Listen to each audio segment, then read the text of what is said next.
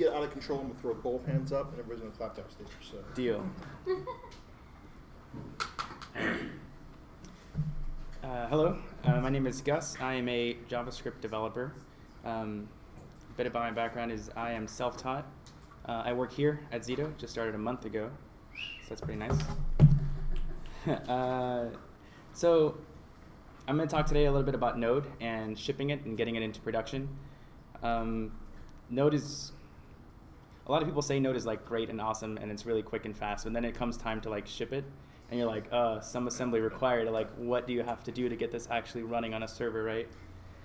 So I'm going to talk about my experience with Node and how I've used it to deploy a few sites, specifically using DigitalOcean. So I'm going to cover setting up a server on Ubuntu using DigitalOcean, installing the proper tools, and then configuring your Node application so that it runs and doesn't crash every 5 seconds.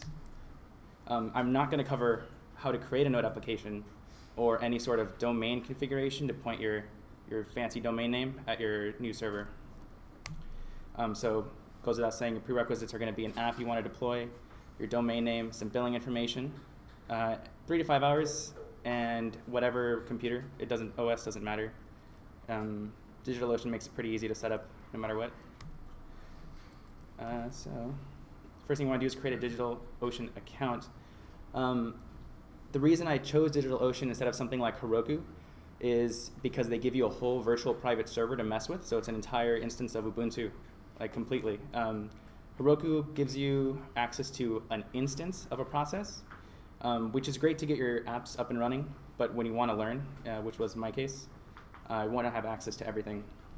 There's a referral link at the bottom if you guys want to click it later. You get $10 credit. I need help me out.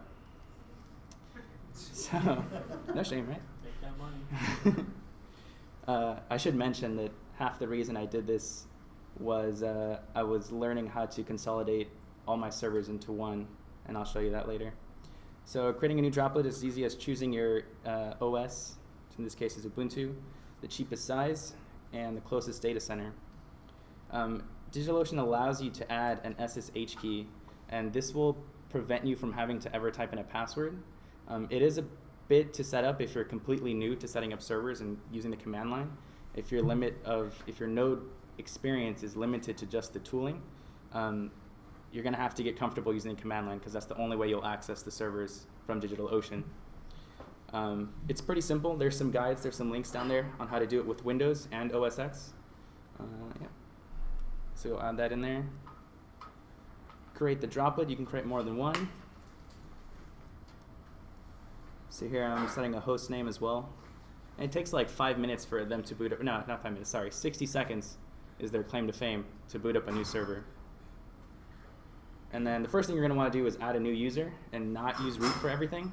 You have super high potential to break stuff if you're just installing everything on root and running everything on root. So if you follow the script on the right, like it's pretty quick and easy to just to create a basic user that still has sudo permissions, but isn't just going to mess everything up. Some of the nice things are that because it's just a virtual instance, if you do mess something up, you can just trash the whole thing, like just delete it on DigitalOcean and create a new one. You'll have to start over from scratch, although you haven't done too many steps by this point. And I would recommend naming the new user on your remote machine the same as your local one, so you don't have to type it in every time. Otherwise, when you connect to the remote machine, you'd be typing the command SSH Gus at whatever IP address. Instead, you could just do the IP address. Another guide at the bottom there. And then you're just going to sign into your remote server that you have up and running. So the tools we're going to need are NVM. This one's critical for managing NVM manages Node itself.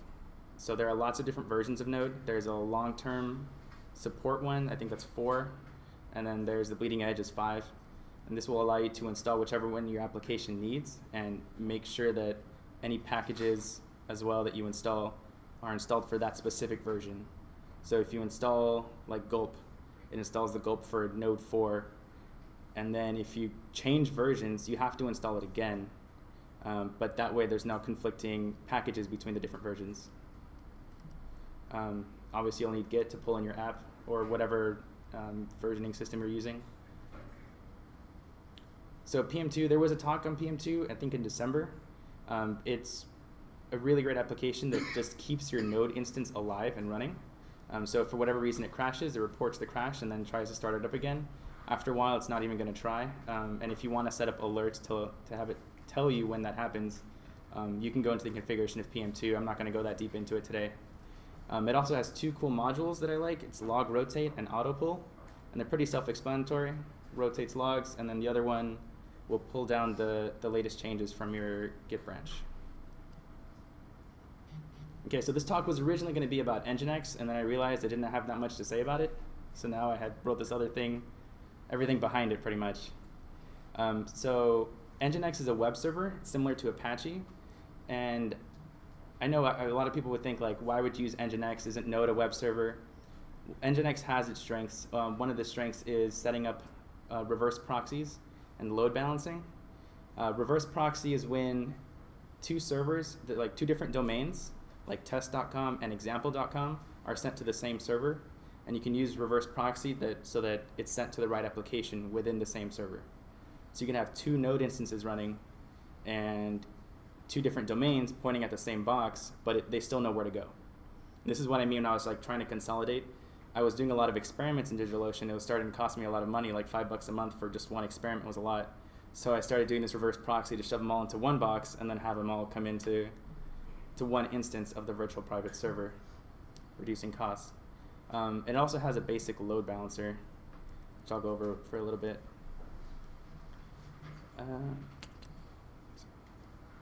So commands from here on refer to the remote server only.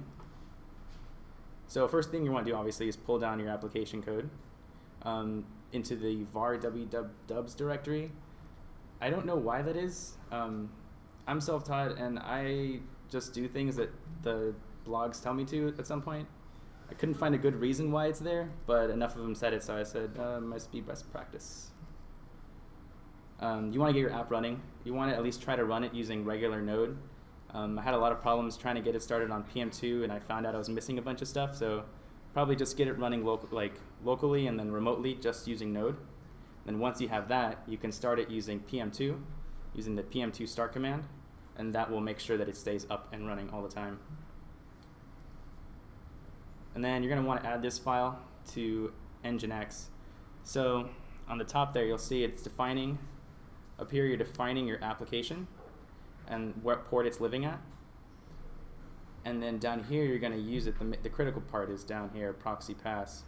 So you're passing anything that matches that domain name to that specific instance.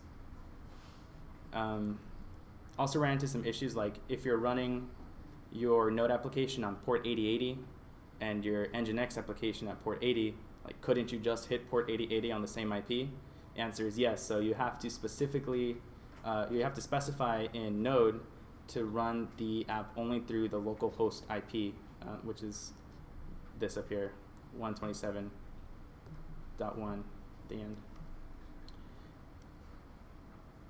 So the way you can, so once you have that file, you put it in sites available. There's a sites available folder within the Nginx directory. You just create a link to sites enabled, and Nginx just looks for all the config files in sites enabled and turns them on.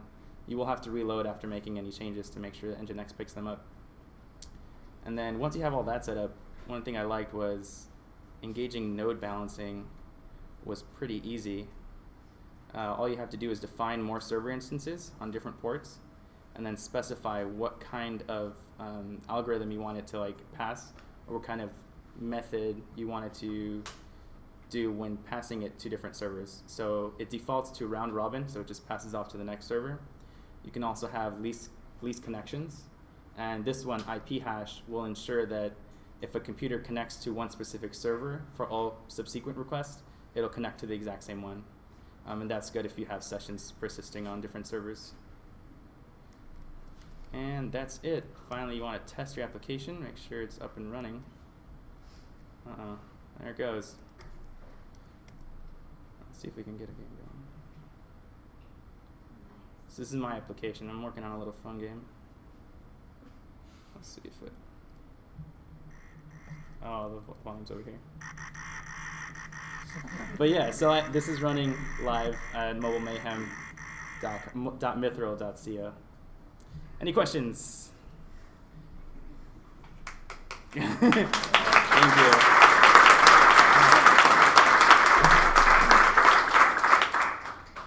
Can you explain the round robin? I'm sorry, just the load balancing a bit more.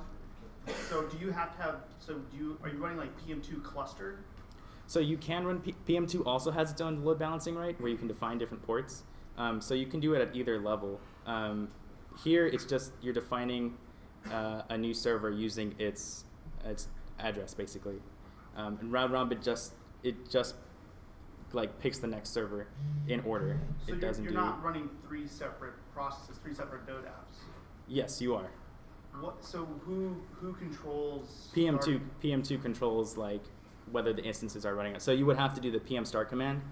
Well, for this setup, you would have to do the PM start command 3 different times with different ports set. Gotcha. PM2 also has its own clustering. So, but the way PM2 does clustering isn't using ports. It actually checks how many processors you have, and you can do 1 instance per processor. So that's separate. Gotcha. Any other questions? Just based off what you kind of was saying, I do pretty much everything you do with DigitalOcean and everything. But one thing I'm not familiar with is the whole upstream directive in Nginx. I'm completely unfamiliar with that. Is basically you can define any type of keyword and use that. Is it kind of like defining a DNS, like a namespace? Yeah, you're defining your application up top at upstream, and you can use it at any point afterwards in the configuration file. There's several ways to do configurations in Nginx. So there's like a main configuration file. You can define all your things in there too, and then separately use them down the road. But what I'm wondering is, I noticed you're using it almost like it's a domain that you're defining. Can you use that in any type of URL in Nginx or? What? Yeah, anywhere you would use an address. Yeah.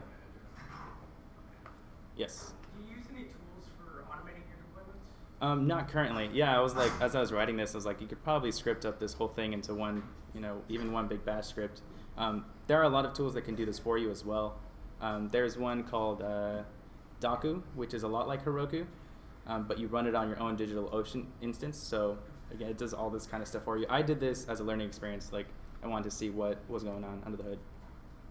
Just to know, I use Git for deployment. I don't know if that's a bad thing, but It's just me. Any other questions? Any more questions?